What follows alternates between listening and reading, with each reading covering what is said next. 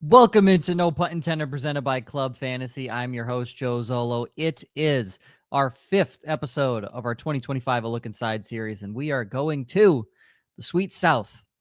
Some might call it the Sweet South, but Florida's a little beast of its own. Jacksonville specifically, another horrible team. Folks, we will get there. We promise we will get to the good teams, but there are some viable fantasy assets on this team, as well as a quarterback coming back, hopefully fully healthy. Let's get into it.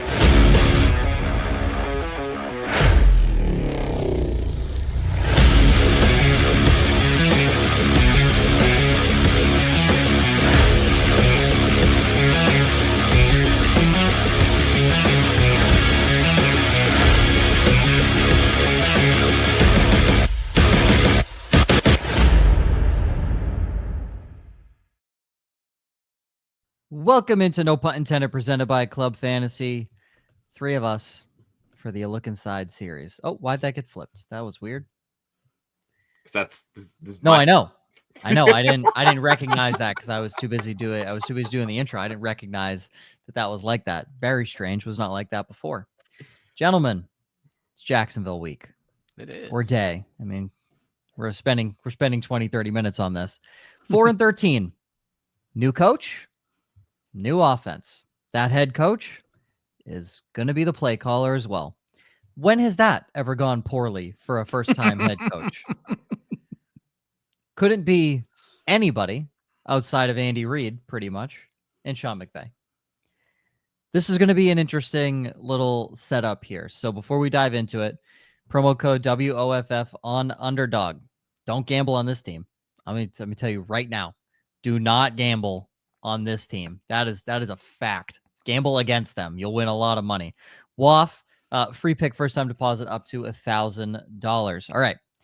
This is the projected starting offense. ADP as of June 3rd, basically the time of this recording, June 3rd. And again, we use Underdog ADP, not just because we have a promo code with them, but because that is the most accurate, up-to-date right now. It is best ball, half-point PPR, 12-team leagues. So that's what you're looking at with these rankings. Quarterback 1, Blake Bortles. No, it's Trevor Lawrence. Quarterback 20. I had flashbacks to The Good Place. Yeah. Was it The Good Place? The man had a career The TV below show. 60% completion percentage. The TV show. The Good Place. Well, yes, no, I understand. I understand the reference. Yeah, I get that. I get it. Great show. Love the show. RB1, Travis Etienne. Not for long. RB2, Tank Bigsby. And then number 3, Bayshal Tutton. Right, sorry, it is Tootin, because that's way funnier than Tutton. Tootin is actually being drafted one spot ahead of Tank Bigsby currently. Wide receiver 1, Brian Thomas Jr. He's the wide receiver 7 overall. Travis Hunter, wide receiver 2, wide receiver 35. De'Ami Brown at 81 and Parker Washington at 94. And the tight end 1 will be Brenton Strange. He's the tight end 19. Ryan, this team sucks. You want to talk about it a little more? Here's the thing. I do think there's some room for improvement on offense. There have got to be concerns, as you mentioned. A first-time head coach taking over as a play caller. But he runs a fantasy-friendly system based on what we saw in Tampa Bay. He comes from a fantasy-friendly system, that of the Sean McVay system. I think for fantasy purposes, this is a team that they're not like terribly underrated, but I definitely think when you look at guys like Trevor Lawrence, who I'm not going to talk about because, Michael Scully is going to write an article about him. The wide receivers certainly seem to be priced properly, but nobody's giving any love to the running backs. And this is coming from a system that just gave us Bucky Irving and Rachaad White. And when you look at the skill set, Travis Etienne, certainly better than Rachaad White. And for the most part, I think a better pass catcher than Tank Bigsby and Bashal Tootin. I think there's going to be a lot of pass catching work for Travis Etienne. So going off the board is the RB32. That seems like a really nice sweet spot for him. If I'm able to land Travis Etienne as my RB4, we're 2 years removed from Travis Etienne pushing into the second round and being drafted as multiple people's RB1. I can now draft him as my RB4, not have to rely on him except for bye weeks. And then if he is this pass catching back, and we saw multiple top 15 weeks out of Rachaad White last year. If he is this pass catching back, he's going to be a steal for great trade bait or your RB2 moving forward. Josh. I think there's a lot to like. I mean, if you just look at the similarities from the Bucs offense last year and sort of like transposing it onto the Jaguars, you kind of see where T-Law equals Baker, BTJ equals Evans, Travis Hunter, Chris Godwin, De'Ami Brown, Jalen McMillan, Washington playing the shepherd role, ETN is White, Bigsby, Tucker, Tootin, Irving. Shut up. That's not what I was going at there, but that's okay. And then Brenton Strange playing, this Cade Otton role. So like the recipe is there if they truly want to run the exact same offense. They have basically all the pieces from Tampa, just younger versions of them, right? And so then it boils down to, can this Jaguars offensive line be even halfway decent? Because that's what elevated the Bucs last year. Yeah. You have a stalwart in Tristan Wirfs. You drafted the center Barton from Duke, who played really well. Everything else came into place. Jaguars offensive line is not very good. And it didn't seem like they did a ton to get that much better. So that really has me worried the most when you're looking at how this team can translate. The good news is, outside of adding Hunter for what we think is really only going to be like 30 plays a game, I don't think this defense got exponentially better, which means they're going to have to throw the football to keep up. And when you paying Trevor Lawrence what you're paying him, you expect them to throw the ball a ton. We know they're going to run the football. They've got a bona fide wide receiver 1 in Brian Thomas Jr. Travis Hunter is going to see a lot of run. Everybody seems to be hyping up Brenton Strange, and I think that's the biggest misnomer in fantasy football heading into 2025. But we can get more into that later. But I think there's a lot of pieces to like when it comes to fantasy football. Yeah, it occurs to me I went on my Travis Etienne diatribe 5 segments too early on the show, but that's okay. But to Josh, that too. Yeah, so I was catching up on stats and realized I screwed up way after the fact. But to Josh's point, when I look at most offensive lines in the NFL, I don't pretend to be any sort of offensive line expert. I usually know who like one of these guys are. I am looking at the projected starting 5 for Jacksonville. Don't recognize one of the names. Come on, hold on. Let me read them off here. Walker Little, never heard of. That's never heard of that guy. You know who Ezra Cleveland is. I vaguely remember the name. I don't think he's done enough to make an impact. Sure. He's been an okay guard. Yeah. Robert Hainsey, don't know who that is. No idea. Like free agent from Tampa. You know who Patrick McCarry is. I was going to say that. Yeah, he's the right guard that lets everybody buy him. Exactly. And then, the screen door. Yeah, and Anton Harrison. I mean, yeah, I know 3 of them. That's it. I know 3 of them. I'm also looking at a depth chart that has McCarry backing up Cleveland and a gentleman named Chuma Edoga in his 7th year. Edoga? I don't know. Sure. I see what you're trying to do there. Because he's a dog. But going back to Josh's point, this offensive line could create absolute headaches in this point-for-point comparison to the Tampa Bay Buccaneers. But let me tell you, they have Johnny Munt as the backup tight end. So that's what matters. That's all that matters, is the blocking tight end that is Johnny Munt. Apparently, Sean McVay had his head coaches sign a thing before they left that said Johnny Munt will forever be employed in the NFL. Well, the entire tight end room for the Jacksonville Jaguars gets sunburnt within 30 minutes of being outside. Yeah. So that's Brenton Strange, Johnny Munt, Hunter Long. The 3 white chocolate pieces in the Valentine's box you get your wife every year. Okay. So yeah, Ryan jumped the gun. He was supposed to talk about ETN. I still have more. Did. I still have more I can say. I don't want more. You don't want more on ETN? No. I don't think I was like, okay, I was sitting there, I'm like, he's just going. As soon as I realized when you went to Josh, I was like, this is not the flow I'm used to because I jumped the gun. Just a little bit. So we're gonna go to BTJ. And Josh, you can talk about him for a little bit. Yeah, I mean, he's my wide receiver 2 heading into this season. Wow. He That's finished bold. last season as the 4. He's currently being drafted as the 7. I'm going to basically be banking all of my fantasy teams on the back of Brian Thomas Jr. I hope he tweaks his ankle. Not in the nicest way possible. You know I hope what? he tweaks his ankle. Fuck you, Joe. I hope it's a minor hamstring injury that keeps him out for 10 weeks. Like, Oh my God. I mean, he finished last year over almost 1,300 yards, 10 touchdowns, and had 14.7 yards per reception. Those are all recipes that give you wide receiver 1 overall upside.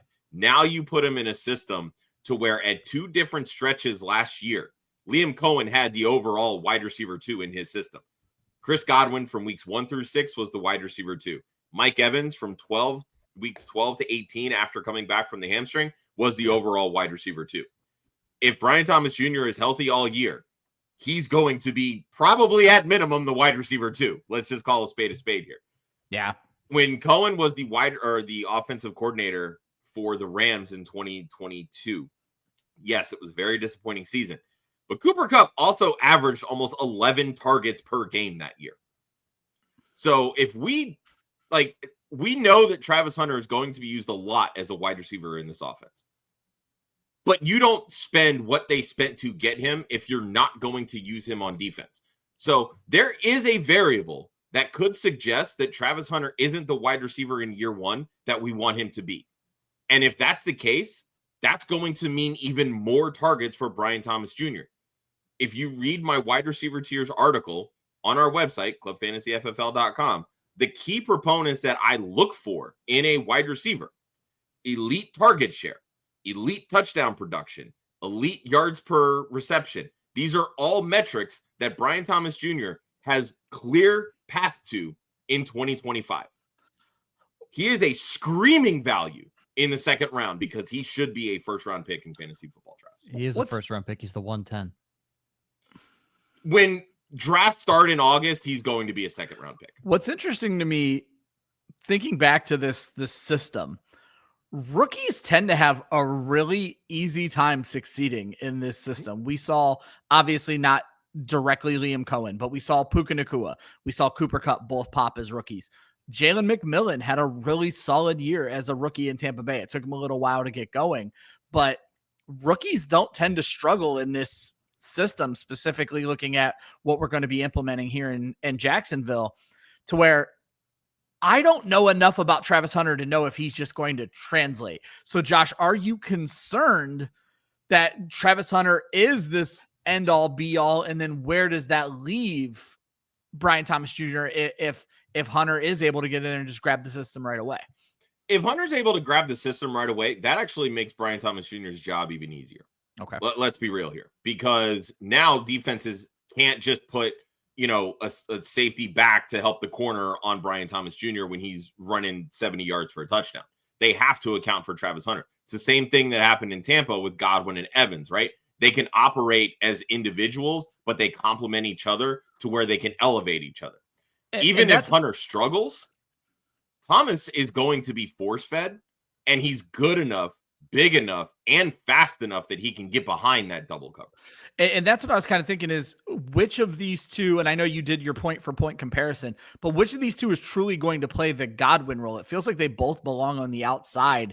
And I mean, obviously, Brian Thomas Jr. did a little bit of everything last year because he had to, because they had nothing. I think if you're looking point-for-point, BTJ probably plays the Evans role, where he's mainly the X. And I think Hunter is probably going to be the Z that can move inside and out, which is typically what Godwin does. But I think really his best spot is if you put him as the slot in this offense and you keep De'Ami Brown on the outside. That's really the best 3-wide formation that the Jaguars can provide. I mean, Thomas certainly scored the touchdowns last year. You hope to see a repeat of that again in 2025. I'm not worried about the player. I'm worried about the coach being a first-time coach and shitting his pants as a play caller and not being able to handle himself as a coach. That could very easily be the case. I mean, we see it all the time. I mean, Canales. Yeah, that was awful. I'm sorry. You don't. Yeah. That screams, I can't do the job.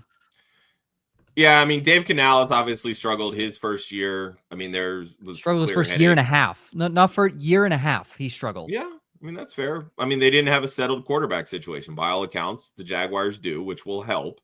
They also had a very bad defense.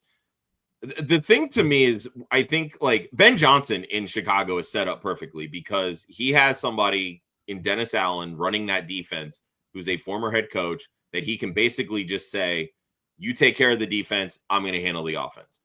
That's what has made Andy Reid so successful in the NFL because he handles the offense and he lets strong coordinators say, you know what, the defense is yours. You have at it, right? I don't know that we have that with Liam Cohen. He grabbed a first-time defensive coordinator as well, another young guy. So this team could be set up to struggle massively. And honestly, these projections could very well just blow up in our face. But we also need to see a Baker Mayfield-like rise from Trevor Lawrence, who has been a largely disappointing character, certainly over the last 2 seasons.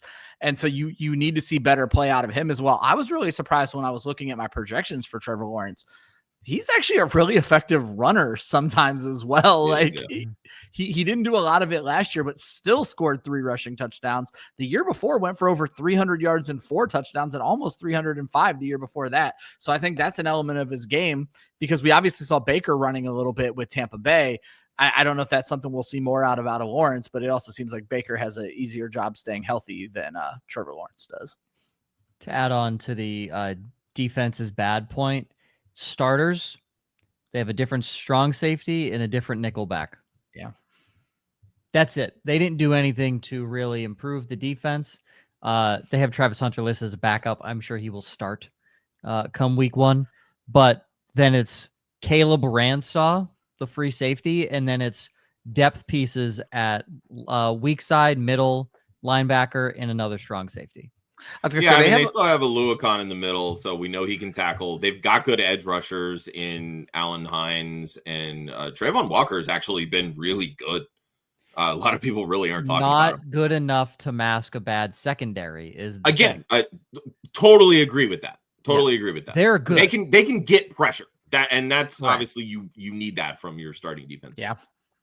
Correct. I don't. Yeah, they can't get there at the end of the day. So. Real quick, I will do our Would You Rather. Now, Josh I assume it's Jamar Chase and Brian Thomas Jr. Those are your top 2. Yeah, shocking. Shocking. Is Justin Jefferson the third? Because do you have 3 straight Tigers up at the top? Or Jefferson is my third, yeah. Wow. Is Malik Neighbors 4? That would he's 6. Is Odell Beckham 5? What? No. Is Jarvis Landry coming out of retirement? We have beat this joke to the Where's ground. Kayshawn Booty? Way down. Well. So Brian Thomas Jr., wide receiver 7. I go 2 above, 2 below. And it's mostly just for Ryan. Because I was going to say, yeah, this is going to be interesting for me because I don't know the ADP for the wide receivers off the top of my head, especially these early ones.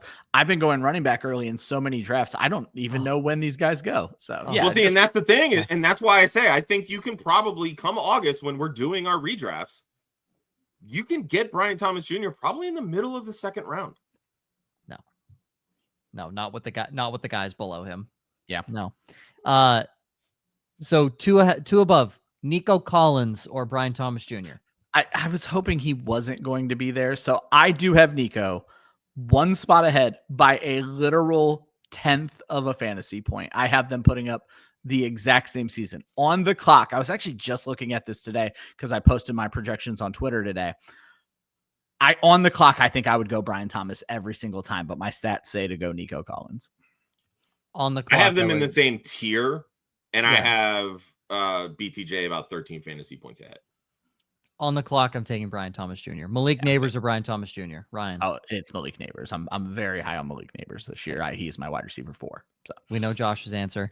Yeah, I would go. But they're both going to be in bad quarterback situations. It's fine. I'll take Malik Neighbors. Amon-Ra St. Brown or Brian Thomas Jr. Ryan. So I listening to Josh. Like I really do like to listen to other fantasy analysts, and Josh really had me take a deep look at my Detroit projections. But then I read Josh's article. This whole segment's about Josh. And he actually put up a really good argument about why Amon-Ra St. Brown's going to be fine. I say all of this to say I have Amon-Ra one spot behind BTJ, but on the clock, I think I would go Amon-Ra. So clearly I need to make a few tweaks to my wide receiver rankings. I would, on the clock, I'm taking Brian Thomas Jr. I think Jared Goff takes a major. Well, there you go. So I say you agree with Josh then, because Josh has laid the foundation of why Detroit will not be very good this year. And I don't want to say that, why they won't be as good this year. No. Very good. You got it right.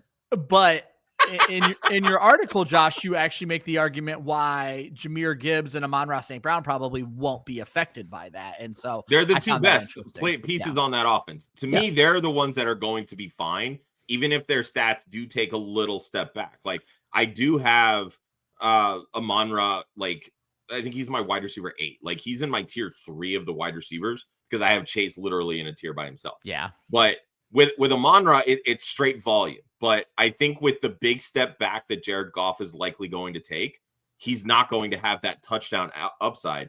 Brian Thomas Jr., as a rookie, scored 10 touchdowns with a backup quarterback. Yeah. Like, you put the starter in place with a better offensive system. In If theory, he regresses, that's a coaching problem, in my opinion. That's a Liam Cohen problem. Drake London, Brian Thomas Jr., Ryan. Oh, it's Brian Thomas Jr. for me. I am not convinced on Michael Penix Jr. yet. There are so many questions about that offense. We want these guys to be good, but as many people who loved Michael Penix coming out last year hated Michael Penix. And so I still feel like this Atlanta offense could go either way unless your name is Bijan Robinson. I like Mr. Penis, and I think he's going to do a good job. That being said, I would take Brian Thomas Jr. in the situation, but here's the thing. I'm not taking any of these receivers because I just looked, and if I'm all going in the first 2 rounds, you have to grab – Joe's never going to touch these guys. So. Well, no, because I'm sitting here and my eyes looking at the current ADP, you're telling me that if I'm sitting in the middle of the first round, I love the middle, the 4 through the 7 spot, because I'm not waiting too long. I always feel I can get good talent. You're telling me I could walk away with Jahmyr Gibbs and Christian McCaffrey potentially? Thanks. And then, hey, Joe, what do you mean? You're going to take a 3rd running back? Sure. I'll take Jonathan Taylor or Kieran Williams in the 3rd. Are you kidding me?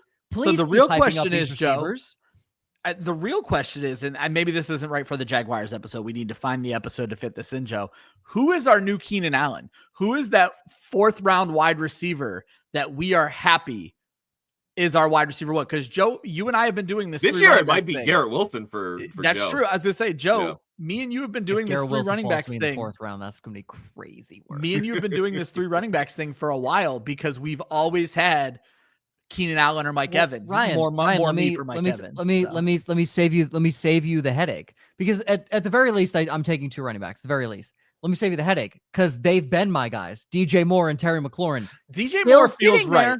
DJ Moore feels right, and McLaurin. No, okay, I like it. I like it a lot. Still sitting there. I mean, and at this point this year, Devontae Adams with Matthew Stafford. Yeah. I think consistently though, at least right now, Rashee Rice is top of the 4th round. I think that's your Keenan Allen right now. All right. Is Rashee Rice. So I have that answer. Don't you worry. I love it. Starting running back training camp battle. It is ETN, Bigsby, and Tootin. I've said I think ETN gets traded by the trade deadline. They're not going to re-sign him unless Trevor Lawrence is like, no, bring back my guy. He sucks, but I want him. So unless Trevor Lawrence says that, because this is the final year of ETN's contract. So I think it ends up being just a tandem of Bigsby and Tootin. If Tootin is a capable pass catcher, and what I was going to kind of go into with my follow-up on ETN after jumping the gun was ETN's efficiency drop over the last 2 years has been terrible. This guy came in as a 5.1 yard per carry back in 2022. Then the volume goes up, and it didn't even go up that much. Volume goes up 37 carries, 47, but he drops to 3.8. And then last year, the volume goes down, and his efficiency still goes down to 3.7. There's definitely remember what I talked about earlier? Their offensive line is dog shit. So there's cause for concern. So to Joe's point, I'm not disagreeing that it could happen. Tootin would need to prove to be a very capable receiving back, because the one thing is Etienne's role is so safe and so secure. 52 targets last year, and now you're coming into an offensive coordinator who targeted running backs over 100 times last year. I legitimately think if he is the most capable pass catching back, we could be talking about 70 to 90 targets. It's a big gap, but it's still a lot no matter what end of it for Travis Etienne. And that's why I think he's safe. And it's also why I think he, by the end of the year, is the winner of this running back room. Here's why Travis Etienne was the RB2 in 2023. Between weeks 5 and 8, he had 7 of his 11 touchdowns on the season. 12 touchdowns on the season. One of them was receiving. Yeah. He had 6 on the ground, 1 through the air. 3 games with 2 touchdowns, 1 with 1 touchdown. And in that one game, he was 3 for 70 through the air and 79 yards on the ground with a touchdown. He had 2 100-yard games. One of them was against Buffalo, a legit opponent. Yeah. The other, Carolina. A legit opponent. So that doesn't count. He had 102 yards and 2 touchdowns. So I'm telling you that in those 4 weeks, and then you add in Carolina, the shittiest of shit run defenses, he scored 9 touchdowns in 5 weeks of football.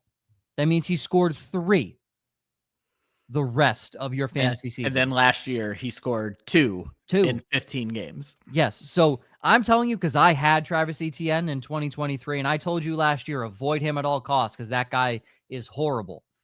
And I was right. And I'm going to tell you again, this guy is horrible. Avoid him at all costs. He cannot handle an NFL workload. Plain and simple, he's not built like that.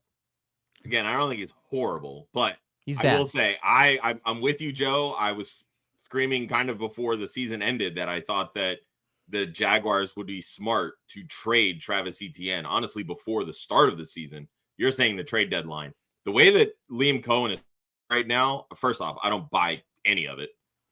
Saying that I don't get the trade talks. Etienne's a talented back, like all this blah blah blah. Sure. Sounds like exactly. A Charlie Brown teacher. Said the same shit with Rashad White last year in Tampa, and then by the end of the year, Bucky Irving is essentially their starting running back. But again, White didn't go away, right? That's Etienne where I'm going to not go away either. But it's all going to boil down to, what do we get out of Bashal Tootin? Is Tootin going to be an effective runner with a dog shit offensive line? Is he going to fit in the system that Liam Cohen wants to run? We think he will. We hope he will. That's probably why they drafted him, is because they felt that his traits can translate into the system that he wants to run. Maybe Tank Bigsby's the one that falls off, and we're just assuming that Travis Etienne's out the gate, right? We all thought that Trey Benson for the Cardinals was going to come in and take James Conner's job. What did that lead to? James Conner having but James Conner does this every year. This is what James I'm getting Conner at. Does this every year. No, I know that. Same thing with Chuba Hubbard, though, right? Chuba Hubbard comes in, has a great season, gets a contract extension. That guy's good. But there were moments where Chuba Hubbard the past few seasons has looked like a UFL running back. So I'm just saying, like, we've seen the good and the bad from Etienne. All it takes is the right system and the right coach to say, you know what, this can be my guy for the next 2 years. So Dabo Sweeney at Clemson in the ACC. That's what he needs. And sadly, that's not going to happen. So again, I think that he will start the season as the starter. He will. From there, I don't know what will play out, because Bigsby did look like the better runner. And that's what I think. That's what I think plays out. Is I believe Tank Bigsby is certainly, I think 5 yards per carry last year. Definitely looks like the better runner. It just feels very reminiscent. I know this feels like such a cliche episode. It feels reminiscent of what we saw from Tampa Bay. Bucky Irving is the better runner, but Travis Etienne is the better pass catcher. And obviously with the Rashad White comparison, I think Etienne's job is safer this season. I agree with Joe. They're not bringing him back. Certainly, like, this is his last year in Jacksonville, unless he wants to give a discount to stay with his buddy. So, yeah. And honestly, I think any of these guys probably are fine as your RB4s. Is kind of where I would take them. Well, and that's what's most interesting is, and we've kind of talked about this forever. They're all going right now as RB3s. I was just going to say, and that's a little rich. Well, RB3s in a 12 team and a 10 team, they're already RB4s. But we've talked about ambiguous situations like this. Take the cheapest one. And right now that's Tank Bigsby, which seems kind of wild. So if Minnesota wins 5 games before the trade deadline, they will trade for Travis Etienne and they will send Jacksonville a 5th or 4th round pick because Aaron Jones will have some sort of injury. Their backup's not as good. They brought in Jordan Mason after the tender happened. I think they're happy with Jordan Mason. So yeah, he was 3rd in the NFL in rushing yards when he was filling in for Christian McCaffrey. And I'm sure he is. I'm not telling you that Travis Etienne's going to run the football. They need someone to catch it. Okay, I see what you're saying. So bring Mason as the runner. Yes, and also, didn't Jordan Mason get hurt? Because he runs like Isaiah Pacheco. That's fair. That's fair. Like, my reasoning is correct. All right. I know we need to move on, but there's one other thing that Josh brought up that I thought was really smart. And that is, I do think there is an overblown love of Brenton Strange right now that we're acting like he is not just another guy. He's Kate Otten. I was just saying, that's the problem. Kate Otten did not do anything until everybody got hurt. So everybody's going to get hurt, and Brenton Strange is going to be out there absolutely fucking raking it in for your team for 2 weeks. I just happen to have Strange at tight end 16. He's going at tight end 19. I agree with Josh. Brenton Strange is going to be a favorite in my Stream of the Week article, as long as not everybody is rostering him. If Brian Thomas Jr. is out for a week, guess who's at the top of Ryan's Stream of the Week list? 1,000%. Brenton Strange. 1,000%. Yeah, I'm with you on that one. It's the Mike Gesicki, T. Higgins thing. Yes. Where'd you say Brenton Strange is in your rankings, Ryan? 16. I have him at 29. Oh, wow. Okay, so apparently I don't have him at 60 targets. Racist. See, I have him as 80, so racist as fuck. Rude. I'm just saying, like, they're not going to use them. And these are young guys. Like, you're not expecting the young guys to come in and get hurt. 27, 28, 29-year-olds, okay, cool. I fully expect them to miss, 1, 2, 3, maybe even 5 or 6 games. But, like, I'm not going into a season thinking that Brian Thomas Jr., that Travis Hunter aren't going to play 17 games. Yeah. So, that to me, Brenton Strange's target share is going to be this compared to the other guys. I think the fact that there's no definitive third wide receiver helps him more than you're giving him credit for. The way that they're talking up De'Ami Brown in camp, though, De'Ami Brown's been talked up in camp multiple times. De'Ami Brown knows one route, and it's straight. That's it. Well, and it's Pride Month, so that's Cohen really loves a go route, disingenuous. So. No, nobody caught that one? All right. We'll just I didn't. No, I missed it completely. I said the only route he knows is straight, and it's Pride Month, so that's... It's not going to work out. No, it's not going to work out. Best bets. Top 3 favorites. Again, I don't give you one. I just give you a random one that I'll tell you in a sec here. Josh's intriguing bet. Because he just loves burning his money. Plus 10,000. I like this one.